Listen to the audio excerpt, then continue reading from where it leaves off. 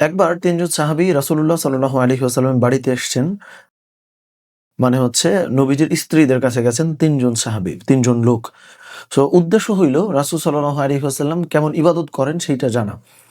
So এই ৩ জন সাহাবী যাওয়ার পরে যখন হচ্ছে এটা জানা গেল যে রাসূল সাল্লাল্লাহু আলাইহি ওয়াসাল্লাম কখনো, কখনো সারা রাত হচ্ছে ইবাদত করেন। তিনি কন্টিনিউয়াসলি রোজা রাখেন।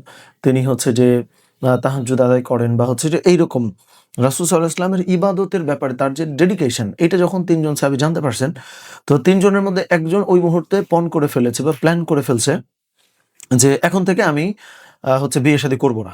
আমি হচ্ছে নারীদের কোনো সংস্পর্শে যাব না, আমি বিয়ে-শাদী করব না। একজন, ৩ জনের মধ্যে একজন এটা বলছেন।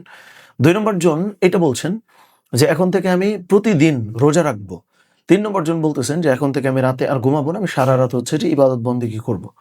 সো এই ঘটনা যখন রাসূলুল্লাহ সাল্লাল্লাহু আলাইহি ওয়াসাল্লাম শুনছেন, তো নবীজি জিজ্ঞেস করছেন, "কি ব্যাপার তোমরা ৩ জন নাকি এরকম মন্তব্য করছো?" তো তারা ৩ জন বলল, "হ্যাঁ, ইয়া রাসূলুল্লাহ আমরা হচ্ছে যে ইবাদত বন্দেগী করতে চাই, রোজা করতে চাই। কারণ আপনি তো মাসুম, আপনার তো কোনো গুনাহ নাই। আপনার গুনাহ না থাকার পরেও আপনি এত ইবাদত করেন, সেইখানে তো আমাদের আসলে কি? আমাদের তো আরো বেশি ইবাদত করা দরকার বরং।"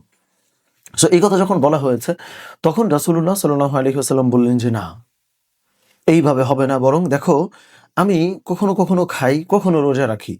আমি কখনো রাতে ঘুমাই, কখনো রাতে আমি হচ্ছে ইবাদত বন্দেগী করি। আমি হচ্ছে বিয়ে-শাদী করেছি, আমি নারীদের সংস্পর্শে যাই। ফলে এই যে তোমরা প্ল্যান করছো, এই প্ল্যানটা হবে না। বরং তোমরা ইবাদত বন্দেগীও করবা, রেস্টও করবা, খাওয়া-দাওয়া করবা, রোজাও রাখবা, নারীদের সংস্পর্শেও যাবা।"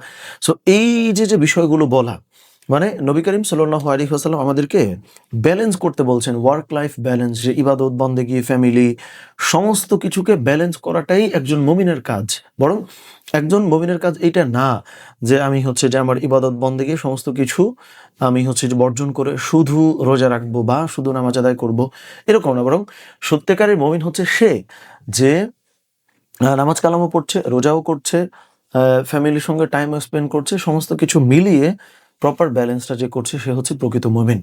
তো আল্লাহ সুবহানাহু ওয়া তাআলা আমাদের সকলকে এই তৌফিক দান করেন, আমরা যেন সমস্ত কিছুর মধ্যে ব্যালেন্স করতে পারি। আমিন। আসসালামু আলাইকুম ওয়া রাহমাতুল্লাহি ওয়া বারাকাতুহু।